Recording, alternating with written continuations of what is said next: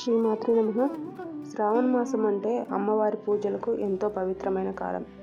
ఈ మాసంలో ప్రతి శుక్రవారం అమ్మవారిని పూజిస్తే ఇంట్లో శాంతి, సంపద, సౌభాగ్యం నిండిపోతుందని పెద్దలు చెబుతారు. కానీ చాలామందికి పూజలో ఏం పెట్టాలి, ఏ సమయానికి పెట్టాలి, ఏ పూలు వాడాలి, ఏ మంత్రం జపించాలి అనేవి క్లియర్గా తెలియదు. ఇప్పుడు అదే విషయాన్ని సింపుల్గా మనం తెలుసుకుందాము. పూజకు సరైన సమయం బ్రహ్మముహూర్తం. బ్రహ్మముహూర్తం అంటే పూజ, జపం, ధ్యానం చేయడానికి అత్యంత శుభమైన సమయం. ఇది ఏమిటంటే సూర్యోదయం కంటే సుమారు 1:30 గంటల ముందు వచ్చే సమయం. సాధారణంగా ఉదయం 4 గంటల నుండి 5:30 గంటల మధ్య ఉంటుంది. స్థానాన్ని బట్టి కొంచెం మారవచ్చు. ఈ సమయంలో వాతావరణం ప్రశాంతంగా, గాలి శుద్ధిగా, మనసు శాంతంగా ఉంటుంది. పురాణాల ప్రకారం ఈ సమయంలో దేవతలు భూమికి సమీపంగా ఉంటారని, చేసిన పూజ, జపం, ధ్యానం ఫలితం 100 రెట్లు వస్తుందని అంటారు. ఎందుకు బ్రహ్మముహూర్తం ముఖ్యమైనది? మనసు, శరీరం రెండూ ఆ సమయంలో తాజాగా ఉంటాయి. చేసిన జపం, పూజ, ధ్యానం త్వరగా ఫలితం ఇస్తుంది. ఆరోగ్యం, ఆయుష్ పెరుగుతుందని నమ్మకం ఉంది. ఆ సమయంలో ఆరాధన చేస్తే చెడు శక్తులు దూరం అవుతాయని చెబుతారు.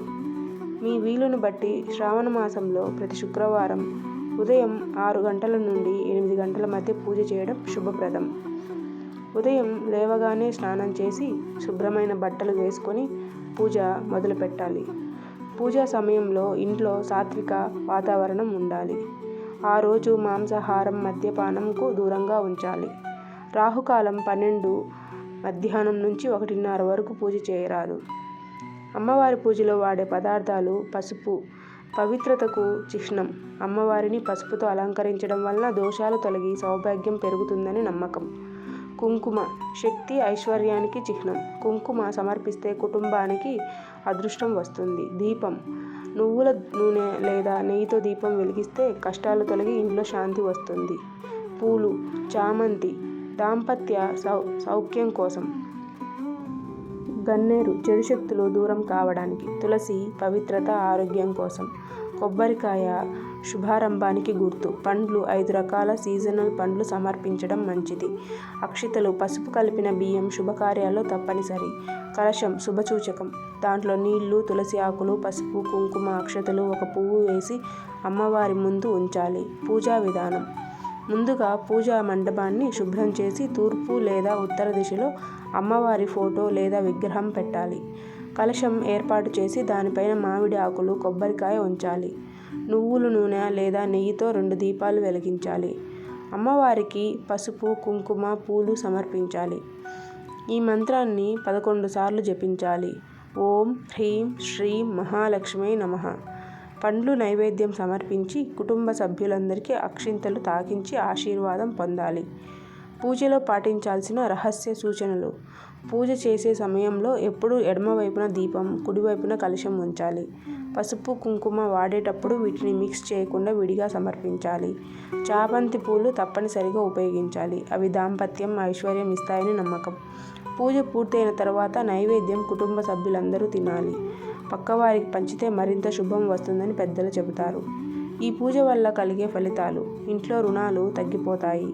కుటుంబంలో ఉన్న గొడవలు తగ్గి శాంతి నెలకొంటుంది. దంపతులకు సౌభాగ్యం, సంతానం, సౌఖ్యం కలుగుతుంది. అతి ముఖ్యమైన పనులు సులభంగా పూర్తవుతాయి. ఇంట్లో ధనం, ఆరోగ్యం, సంతోషం పెరుగుతుంది. ఫ్రెండ్స్, ఈ శ్రావణ మాసం మీరు కూడా అమ్మవారిని ఇలా భక్తిభావంతో పూజించి చూడండి. పసుపు, కుంకుమ, దీపం, పూలు, మంత్రజపం ఇవి సింపుల్గా చేసి ఇంట్లో శుభం, ఐశ్వర్యం, సంతోషం పొందండి. అమ్మవారి కృప ఎల్లప్పుడూ మీతో ఉంటుంది. ఫ్రెండ్స్, శ్రావణ మాసంలో అమ్మవారిని పూజించడం అంటే కేవలం సంప్రదాయం కాదు, మన జీవితంలో శాంతి, సంతోషం, ఐశ్వర్యం తెచ్చుకునే ఒక దారి. అది కూడా బ్రహ్మముహూర్తంలో లేచి ఒక దీపం వెలిగించి భక్తిభావంతో మంత్రజపం చేస్తే ఆ పూజా ఫలితం ఎన్నో రెట్లు పెరుగుతుందని పురాణాలు చెబుతున్నాయి. చిన్న పూజ అయినా సరే పసుపు, కుంకుమ, పూలతో అమ్మవారిని స్మరించి ప్రార్థిస్తే ఆశీర్వాదం తప్పక దక్కుతుంది. ఈ శ్రావణ మాసం మీరు కూడా ఈ విధంగా పూజ చేసి ఇంట్లో శాంతి, ఆరోగ్యం, ఐశ్వర్యం నింపుకోండి.